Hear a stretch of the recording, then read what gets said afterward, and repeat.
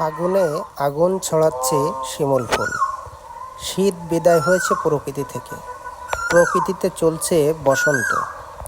এরই মধ্যে ফুটেছে নানান রঙের ফুল। শিমুল গাছে তাকালেই দেখা মিলছে লাল রঙের ফুল, যেন আকাশে ডানা মেলেছে। গাছের ডালে ও ফুলে বসে কোকিল মধুর কণ্ঠে কুহুতান করছে। ভর দুপুরে এ দৃশ্য আকৃষ্ট করে সকল পথচারীকে।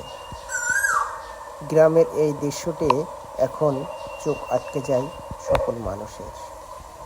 প্রকৃতির এই সৌন্দর্যে বিমোহিত হয় না এমন কোনো মানুষকে দেখা যায় না। তবে আধুনিকতার ছোঁয়ায় ও উন্নয়নের ধারায় প্রত্যন্ত অঞ্চল থেকেও এই গাছটি হারিয়ে যেতে বসেছে।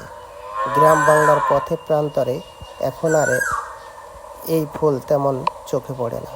অথচ কয়েক বছর আগেও গ্রামের মেঠোপথে ও বাড়ির আঙ্গিনায় দেখা যেত শিমুল গাছ।